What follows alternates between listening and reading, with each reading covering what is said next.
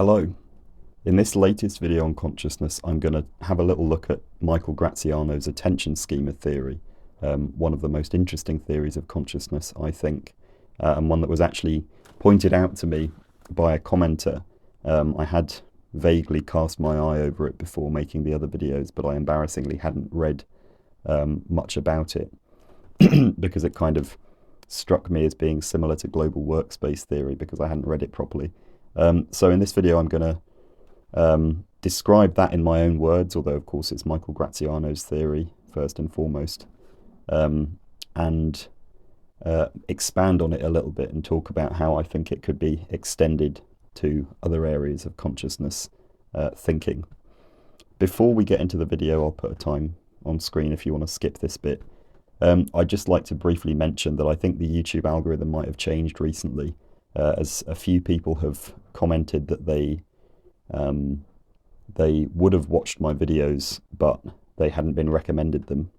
So I've had a few videos over the last few months. You might be interested, you might not. One of them's about me and my friend's recent filmmaking project, which I kind of expected to do less well because it's about a topic I don't talk about very much. So the algorithm, I don't think it likes that too much. But if you'd like to go and have a look at that, I'll link it in the description. They should start coming out in the next 3 months or so. But to go on with the video, I'm going to start by defining my terms here. I'll put these descriptions in a slide because I know I've defined them in other videos. So Michael Graziano's theory isn't mainly concerned with qualia, although I think it can be extended to qualia. It's mainly concerned with consciousness itself. Why do we have this subjective experience of the world rather than just being kind of meat computers doing physical computations? I'll start by saying that in order to have any evolutionary benefit at all, in order to confer any kind of survival or reproductive advantage, the brain has to induce behavior. The brain has to be able to make our bodies do things, whether that be speech, which is a kind of behavior, or non-vocal, non-verbal behavior. If the brain didn't make our bodies do things, there would kind of be no point in it, I suppose, for regulation of internal processes and things. That's one purpose. But the whole point of the pipeline from our sensory systems to our behavior is ultimately to help us survive and reproduce. The main thing that sensory perception enables us to do is make perceptual judgments. Our sensory systems take in information about the world. Our eyes take in light, which hits the retina. Our ears take in sound, which hits the cochlea. And then this information is processed to give us some accurate idea of what's going on outside. Now, the main point of it, I suppose, isn't necessarily to be accurate. It's to be useful for survival. But I would say in general, those two things are kind of tied to each other. We are going to be better at surviving if we have an accurate idea of what's going on around us. For the purposes of this video, I'm going to define a perceptual judgment as just anything that we can think or say about the world, anything that our higher cognition or speech is capable of judging, is capable of expressing a judgment about. So, for example, here next to me, I have this blue mug, which I realise now is slightly jingoistic. I apologise for that. I didn't buy it. I have this mug and I have this overlocker, my grandmother's old overlocker. Now, if you asked me which one is the mug and which one is the overlocker, I could very easily say, well, this is the mug and this is the overlocker. This is a perceptual judgment based on visual information. My eyes are absorbing light that comes from these two objects. The retinas in my eyes are reacting to the light, and that's going down this pipeline of visual processing in my brain.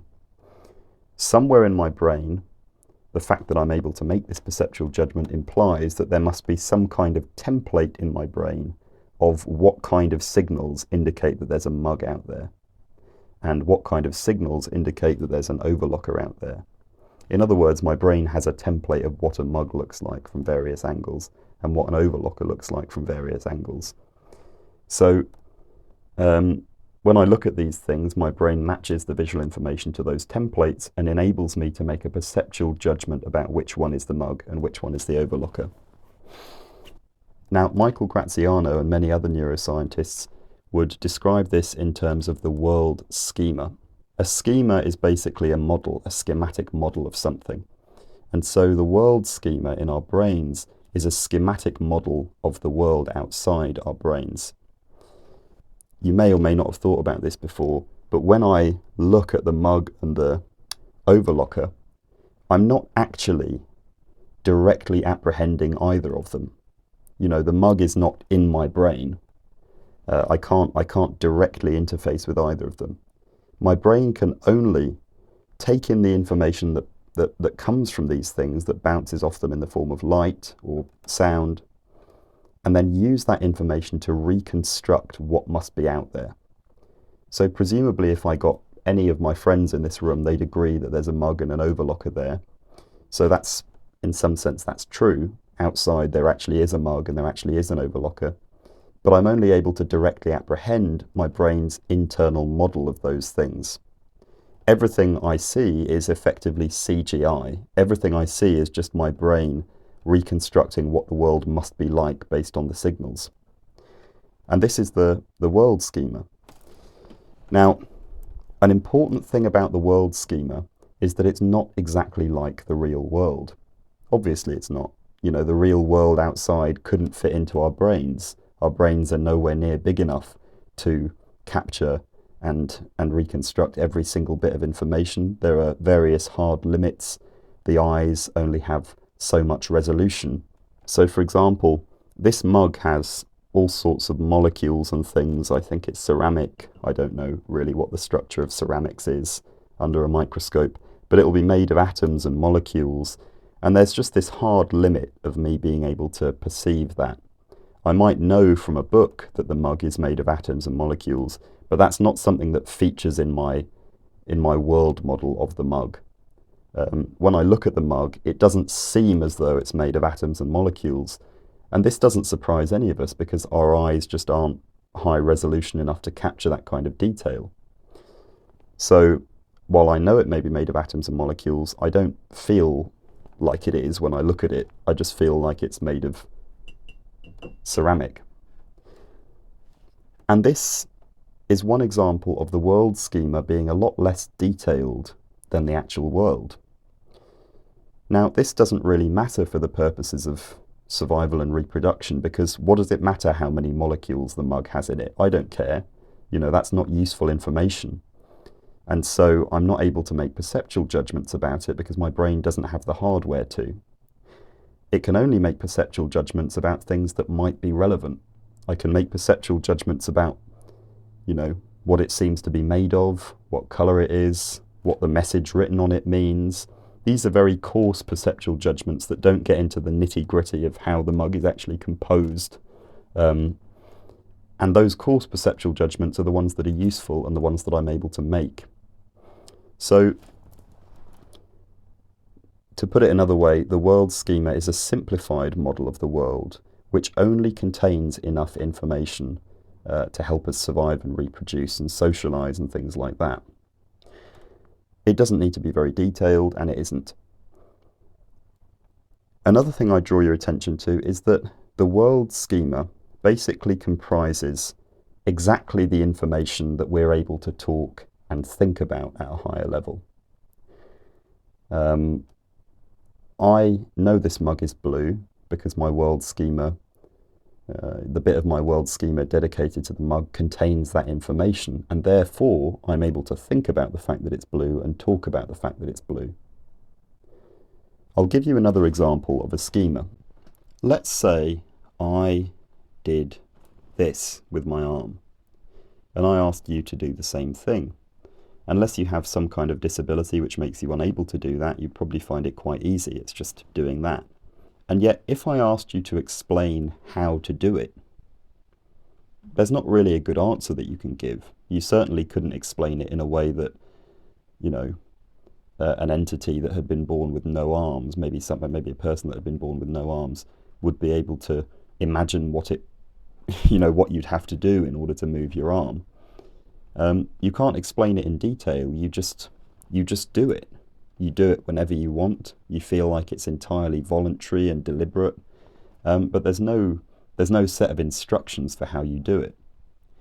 Of course, if you read a book about, you know, motor cortex or whatever, you would be able to learn that signals get sent through neural circuits to motor cortex, which organizes the behavior in a computational way, and then sends those signals down neurons that connect to the spine, and then that sends those signals down motor neurons, which synapse onto the muscles in your arm and cause those muscles to contract in such a way that the arm does that. This is the reality of the situation, but we don't have any introspective awareness that that's what's happening. You have to read that, you have to learn it. You can't just tell that from your own experience. This is because, in addition to having a world schema that has simplified descriptions of the mug and the overlocker, we also have a body schema in our brains, which is a simplified model of our own body. It doesn't contain very fine mechanistic detail, like I have this many muscles in my arm and these neural circuits make them contract. But it does just contain enough detail for us to describe in very coarse terms what we're doing. I lift my arm up like that. You could say I lift it at a 90-degree angle or something. You know, that's information that we do have access to. And it's exactly the same principle. We don't need to make perceptual judgments about all of the neurons, you know, exactly which motor neurons are firing, what their firing rates are. We don't need to know that in order to survive and reproduce. Aside from anything else, imagine if one of your neurons was damaged. In the Paleolithic, what the hell are you going to do about it? It doesn't confer a survival advantage to know that because you can't fix it, you know.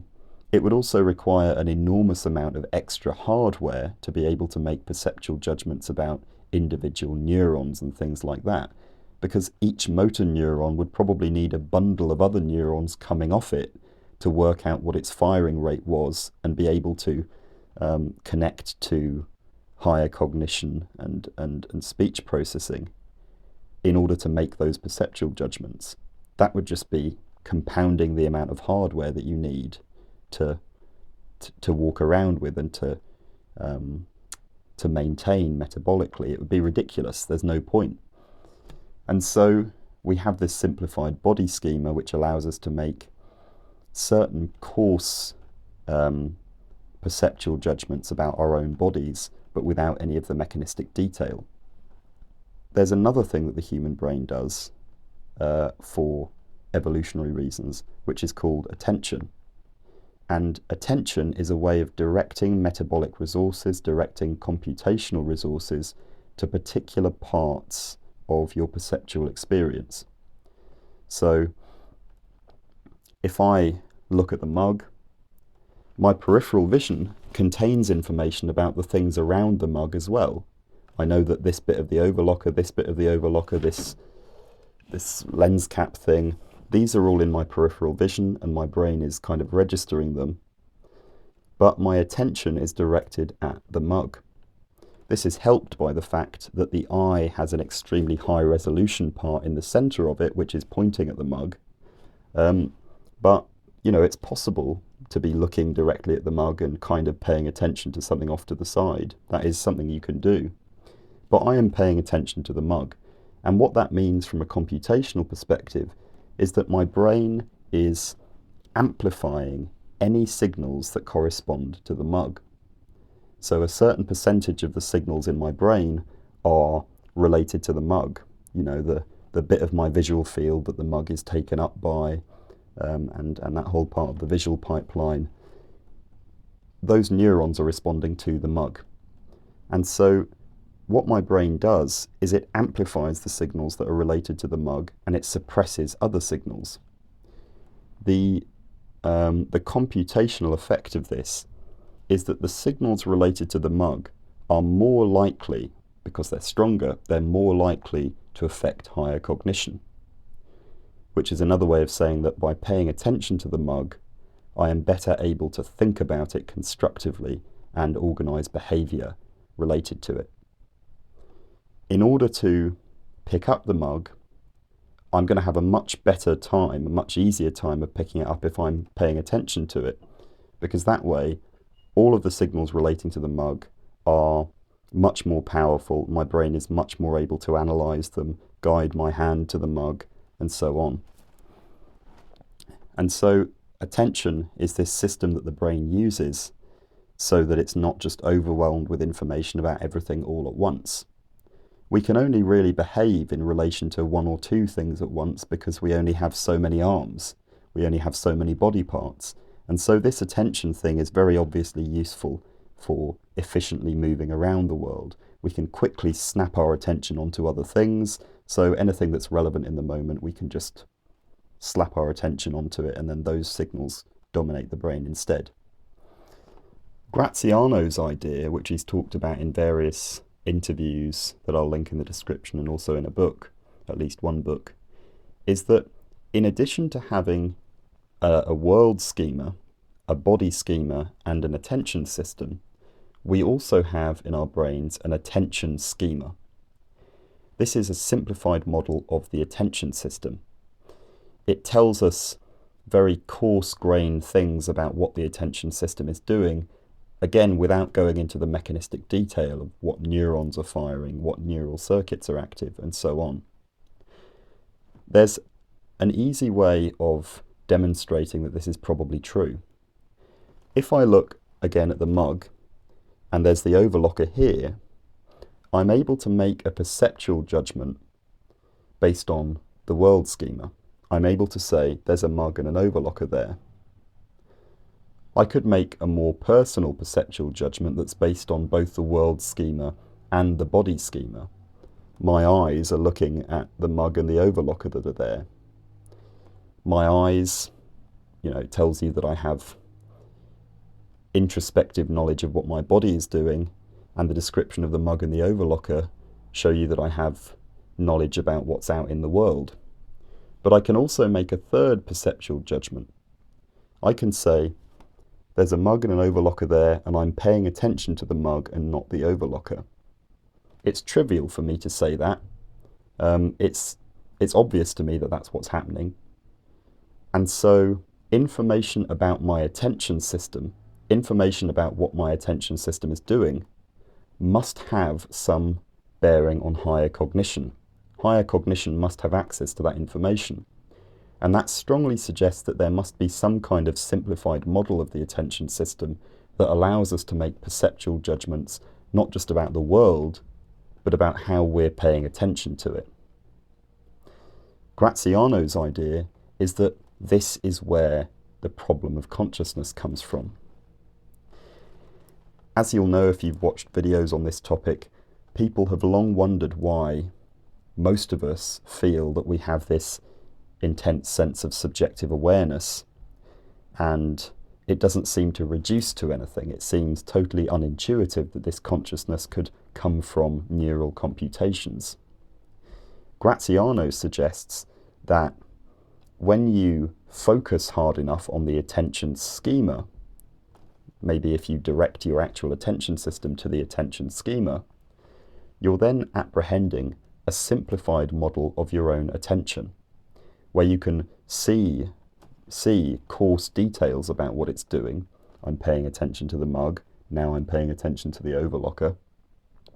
But you can't see the mechanistic detail because that, higher cognition doesn't have access to that detail. Higher cognition doesn't have access to what every single neuron is doing, in the same way that higher cognition doesn't have access to all of the molecules in this mug. There's a physiological limit on what computations can be made and what information can be thought about or talked about.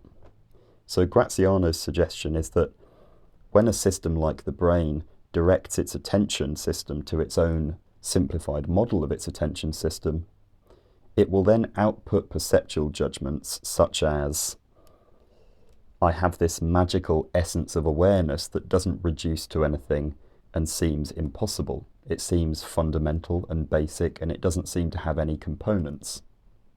This is exactly the kind of thing that the system would output if this is the way it was structured. And that's exactly the kind of thing that philosophers and neuroscientists say when they talk about consciousness. Now I'll talk about some of the extensions of the theory that I mentioned towards the start of the video. Firstly, criticisms of it. Graziano's theory broadly falls into the clade of consciousness theories, which you might call the physicalist or the illusionist theories. And this is the same perspective as Daniel Dennett had, that consciousness really is just the result of the brain kind of playing a trick on itself, that it's entirely explainable by brain computations and there's nothing else to it. The brain just tricks itself into thinking there's something magic going on. Graziano's theory is a much more detailed explanation of how exactly this might happen, how this kind of weird feedback loop might occur and lead to claims about consciousness. But it doesn't explain why we actually are conscious. It doesn't explain the properties of consciousness, the unique, rich properties of it. I think this is a good time to bring up the idea of qualia, and as I said in a slide at the beginning of this video, qualia are the basic properties of our conscious sensory experience. What red actually looks like, ignore all of the stuff about wavelengths and neural circuits, what does it really look like when you look at it? The actual appearance of red, the actual feeling of pain in your arm, divorced from any of the mechanistic detail, just the pure feeling of it. Red and a pain in your arm feel so completely different to each other. And they each have their own specific character, which you remember. You can replay it in your mind. You would never get confused between the two. The problem is this specific character that these qualia seem to have. It seems to us that no amount of description of what the brain is doing, no amount of description of neural circuitry could ever explain why red feels like that and pain feels like that. These are non-representational properties of the sensory stimulus. Now, I'll obviously explain what I mean by non-representational. You might already have some idea. But in a system like the brain, which represents things in the outside world in a different format, it's not representing light as wavelengths, it's representing it as neural firing rates. So it's representing this information in a different format to how it really is in the outside world. You have representational properties which correspond directly to how the thing is outside of your brain, and that's the only way that you can usefully store information about it. But you also have non-representational properties. So let's say that light hits your retina of a certain wavelength, a long wavelength, and that gets translated into the experience of seeing red. The representational properties are which neurons are firing. Certain neurons will be related to red rather than green. So which neurons are firing is representative of which wavelength has hit your eye. How fast those neurons are firing might represent how intense the red signal is from outside. So that's another representational property. But you also have all kinds of non-representational properties. The fact that when an action potential fires, it's caused by a depolarization of the cell and all of this stuff.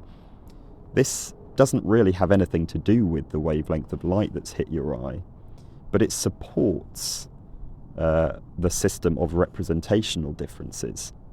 Without this non-representational property, there would be no way of generating the representational properties that are actually important. I'll give you another example from language. when we speak, we obviously use words, which are strings of sounds, strings of muscle movements in the vocal tract. You have representational properties in speech, like the fact that the word for dog is different from the word for cat. But you also have non-representational properties, which is how the words are actually pronounced. Dog has no intrinsic connection to the thing it represents. Cat has no intrinsic connection to the thing it represents. Again, if you flip the words dog and cat over and taught a generation of children that this was a dog and this was a cat, it wouldn't matter because the word has really nothing to do with the thing. It's the difference between the words that matters. The distinction, the contrast between the words that matters. And you can only have that contrast if you have non-representational properties.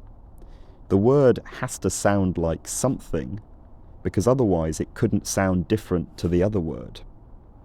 The non-representational properties enable the representational properties to exist, and the representational properties are what's really important. So non-representational properties are kind of necessary. And I think the same is true of qualia. The fact that red feels different from pain is a representational property because red and pain denote two different real-world phenomena. You have to be able to tell the difference between red and pain because it's very important for your survival. But the actual character of those experiences is non-representational. What red looks like has basically nothing to do with long wavelength light. What pain feels like has basically nothing to do inherently with what neurons are firing. But you have these non-representational properties. If you didn't have these non-representational properties, if the experiences had no character to them at all, then you wouldn't be able to tell the difference between them. And so, if you're going to have a subjective experience of the world, qualia become theoretically necessary. Because, if you have a subjective experience that maps onto reality and maps onto your sensory perception, you have to have some way of telling the difference between different sensory stimuli. They have to have non-representational properties of some kind, and that's what qualia are. But again, the one remaining problem is still the hard problem of consciousness. You'll have noticed on my last slide that I took for granted that consciousness exists, and said that if consciousness exists, then qualia are kind of a necessary property of consciousness.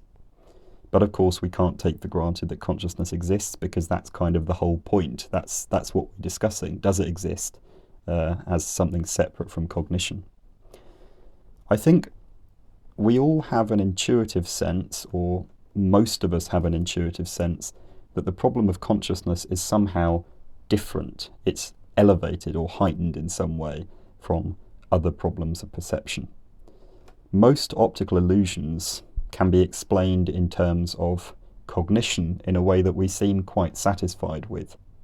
There's this illusion, I don't know if you've seen it, where you stare for about 2 minutes at a load of lines which are kind of spiraling inwards, and then when you eventually look away from the lines, you have this strange sensation that things are getting bigger in your visual field. They're kind of warping and breathing, almost as if you were on a psychedelic drug. And we understand why this probably works. It's because motion-sensitive cells in the brain are being blasted with information, while cells sensitive to other things aren't being blasted with information. And so the motion-sensitive cells uniquely start to experience this kind of fatigue, this metabolic fatigue. And then when we look away from the image, the result is that there's this inverted after effect where motion appears to be happening in the opposite direction to the way that the lines were going while we were staring at the image. And so we have this strange sensation of motion. That's something you could presumably see on a brain scan if it was detailed enough.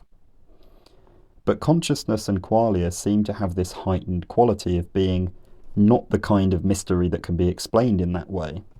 They're intuitively something else, but we're very bad at describing why they're heightened, why they can't be explained in terms of cognition. So I got to thinking, what is the physical difference with the consciousness and qualia thing, as Graziano describes them, which might explain why we feel as though they're an extra level of mysterious. I'll turn your attention back to the idea of the world schema. As I said, I don't have the mug anymore. What could I use instead? This glass. If you look at a glass, you know that there are molecules in the glass, you know it's made up of some kind of structure that's microscopic, but it doesn't seem that way when you look at it. It seems to just be made out of this kind of continuous substance called glass. You can't see any of the components of the glass, it's just glass. In the same way, when you look at red, say you look at a screen just displaying block red, you have a similar kind of experience of this red doesn't seem to be made up of anything smaller, it's just red. Now, when you look at the glass, you don't seem to be faced with the hard problem of glass. You know that there are molecules there. You know it's made of smaller things. You probably read it in a book or someone's told you it. Even though you can't, through your own senses, detect those things, it doesn't seem to be problematic because, I don't know, it just makes sense that my cognition would tell me it's just made of glass, even though it's more complicated than that. There's no hard problem of glass. But when you look at red and you try to think about it in a way that deconstructs the quality, deconstructs the character of it, you try to break it down into the fundamental properties of the character, and you find yourself unable to do so, even though you know that cognitive neuroscientists can provide a description of how red is generated in the brain. For some reason, it's not like the glass situation. In this situation, you do feel like there's some mystery. In this situation, you feel like you kind of should be able to break it down. It shouldn't just be red, there should be components to it. Why is it that there does seem to be a hard problem of red, but there doesn't seem to be a hard problem of glass? This is an interesting one. And of course, there's no definite answer. But I would suggest it's because from a young age, you're very used to the fact that your visual acuity changes depending on various things. If I hold the glass really far away, I might be able to see less detail. If I move it closer to my eyes, I can see more detail. There are kind of fingerprints and marks on the glass. I need to clean it really. If I hold it here, I can't see the fingerprints, but if I hold it nearer to me, I can. And of course, this is embodied and natural, and we understand why, because our vision, this is the glass held here is taking up less of my visual field, and so it's less detailed, whereas if I hold it here, I can see more of the detail. From a young age, we become intuitively aware that this is possible. And so it seems a natural extension of that there might be even more detail in the glass that we just can't see no matter how close to our eyes we hold it. We don't have a problem with it because it's a natural extension of a thing that we already know. Whereas with qualia, with red, you can't really do that. You don't have an intuitive experience of red becoming more deconstructed or less deconstructed, more detailed or less detailed. Of course, this isn't a matter of holding a red object closer or further away from your face. It's kind of a more meta deconstruction, taking the red down into its components in a way that we can't even really imagine doing, even though we seem to think it should be possible. Because qualia seem to be kind of fixed, red is red no matter which way you look at it, dark red is dark red no matter which way you look at it, light red is light red no matter which way you look at it. We aren't used to the idea that they could possibly be deconstructed. Our brains aren't configured in a way that allows us to hold the red closer and examine it. And so we don't think it's possible. We don't think about it that way. Red is fixed. Dark red is fixed, green is fixed, different kinds of pain are fixed. There's no way of deconstructing them cognitively, and so we're not used to the idea that it would be possible. And so when you ask somebody in a discussion about consciousness what the red is made of, what are the properties of this red, what are the smaller building blocks that this red experience is made up of, the answer is, I don't know. It doesn't seem to be made of any smaller building blocks. I can just see red, that's all I can get out of it.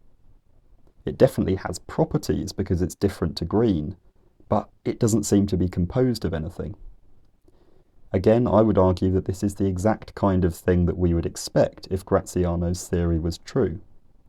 We would expect to have this weird experience of viewing red or viewing pain as these things which can only be decomposed so far before we hit a hard wall and can't see any closer, can't see any more detail. I know as well as anyone watching that this answer doesn't feel satisfactory on an intuitive level, but I think Graziano would have it that we shouldn't necessarily expect to be satisfied by the correct answer.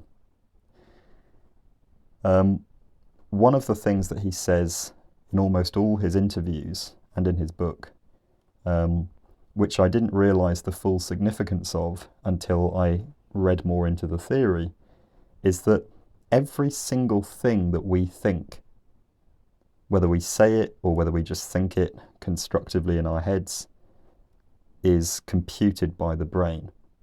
Every single thing that we have any thoughts about at all, those thoughts are computed by the brain. And any one of them could be wrong. It's here that I think you recognise the hardness of the hard wall that you hit when you try to introspect in certain ways. If I think I must have some magical, irreducible essence of consciousness, it must be different from physical reality. That's something the brain has computed, and Graziano's theory offers a very good reason why the brain might compute that, and it could be wrong. What I take from this is that obviously, cogito ergo sum, our experience is something. It must be something because it's clearly happening. But all of the things we say about it, that it seems irreducible, that it seems magic, that it doesn't seem physical, all of these are perceptual judgments that could be wrong, and in fact probably are wrong, because we're thinking about things that evolution didn't really design us to think about. What I'm saying is that the conscious experience that we all have might actually just be explainable in terms of computations, and all of our emotional reactions to it, all of our judgments about it, may just be incorrect. You may be as convinced as anything that physics can't possibly explain consciousness. No current model of physics, no current model of neuroscience can explain consciousness. And you might just be wrong about it. And I might just be wrong about it. The emotional reaction to something being magic and irreducible and unexplainable is just something that's generated by the brain. If the brain so decided, I could find this glass to be irreducible and unexplainable and magical. That's a reaction that my brain would be perfectly capable of producing. Would that mean that the glass actually is magic? No. And I personally kind of find this satisfactory. I may change my mind at some point, I don't know, but I actually think for the first time that this might have hit the nail on the head. In order to try to expound on this, I suppose, I'll point out that Graziano's theory really does back a non-physical idea of consciousness into a corner. Many philosophers have observed that there are all kinds of thought experiments you can do that show you that consciousness and qualia aren't physically explainable. One of them is the Mary's room experiment, which you might have heard. The idea is that Mary is a neuroscientist in the far future when everything about human cognition has been completely described, and she lives in a black and white room and watches a black and white screen. She learns absolutely everything there is to know about human perception of vision, about human perception of the colour red. Every single piece of information, even if we don't know it now in the modern day, she just learns all of it. And the thought experiment is, what would happen if Mary went out of the room and saw something red for the first time? Would she learn something new about it? Well, the answer from a non-physicalist perspective is yes, she would. She'd learn what red looks like. She can learn everything in the neuroscience literature that she wants. She'll never know what red looks like. And the counter-argument to this is, well, A, we don't know everything there is to know about visual neuroscience yet, so how do you know that she wouldn't be able to learn that from reading papers and things? And B, she would learn what red looks like from the perspective of the system. If that part of her brain has never been activated, if those neural circuits have never fired in that way, she's just not going to have that experience till she sees it. It doesn't matter how much she reads, because reading about something is a completely different experience to having it run through your visual cortex. All that means is that Mary just didn't know everything there is to know about red because she hadn't seen it yet. But anyway, I think the implication of this thought experiment is that there's some non-physical essence to red that doesn't arise from descriptions of the visual system in the human brain, and that extends to consciousness in general.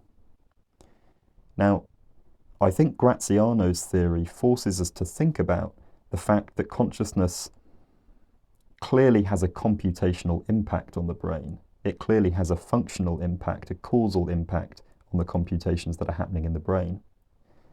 I think the idea of the philosophical zombie comes into play here. The philosophical zombie is a hypothetical person who works computationally exactly like any other human, is capable of having conversations, having ideas, being creative, but doesn't have a subjective experience of consciousness, doesn't have qualia. When they see red, their brain just does the computations and outputs whatever it outputs. There's no subjective experience of red in there. And I think the implication of this is that consciousness is this non-physical thing that kind of gets layered onto or somehow emerges from or runs in parallel with brain functions. It's almost on a different domain that physics can't seem to access. But this really isn't in line. Well, obviously it's not in line with physics because it proposes something that isn't described by physics. But it becomes more and more incoherent the more about consciousness we learn, the more Graziano's theory is explored. Because if it's true that all of what we say about consciousness, all of our judgments about consciousness are computed in the brain, then that non-physical essence must have an impact on the brain. It must put information into the brain. And if we were to do a full brain scan of somebody 30 years in the future when we have better brain scanning technology, and we were to see Graziano's theory in action, we were to see that person thinking about consciousness, making all of these reports of a magical essence, and we could see that it was actually just the brain making a mistake when it looks at the attention schema, well, that would tell us that all of our reports about consciousness are entirely physical. And so then to propose this extra thing that's layered on top of the brain would be to propose a ridiculous coincidence. It would be to propose that the brain is mistaken and it is just outputting a false perceptual judgment, but that coincidentally the perceptual judgment happens to line up really well with an unrelated thing which is going on in a different physical realm. Just by sheer coincidence, this thing doesn't have any impact on the brain, it doesn't cause that perceptual judgment, it just so happens to line up with it. To me, this seems like a ridiculous coincidence, especially considering that when we think constructively about consciousness, it really feels like we're thinking about the thing we're thinking about. It really feels like we're thinking about this magical essence. When I talk about consciousness and subjective experience and qualia, it feels very intuitively like I am thinking about the so-called magic thing. You know, it doesn't feel like I don't know. Hopefully you understand what I mean. The more we nail down the computations that produce these perceptual judgments about consciousness, the more we back the magical essence of consciousness into a little corner, and the more untenable it becomes, and the more likely it is that our brains are just mistaken about it, that it's actually just a fairly mundane physical process that our brains misinterpret as something magic. I'm sure that a great many people who are interested in consciousness eventually come to a point where they find something that they're satisfied with, and I suppose that's just how different brains work. With such a difficult issue, different things are going to satisfy different people. So I hope this hasn't frustrated anyone too much if your ideas about this don't align with mine. I think there are some other interesting questions out there re consciousness. I think some of Philip Goff's perspectives on panpsychism are quite interesting, so I might make a video on those at some point. But if, on the off chance that Graziano has watched this video, I hope I haven't misrepresented any of your views. I'm happy to post a clarification or something if I have. And I would absolutely recommend Graziano's book. I'm sure he's got more than one book, but the one that outlines attention schema theory, and interviews that he's done with other people. Robinson's podcast did a good interview with him, I think. A couple of good interviews, actually. One of them, he goes into some of the moral implications of attention schema theory, which I think is very interesting. So I'll link those in the description. If you do want to have a look at any of the upcoming film projects me and my friends are doing, there's a link in the description for a video on that as well. And other than that, thank you very much for watching all the way to the end, and I hope to see you on the next one.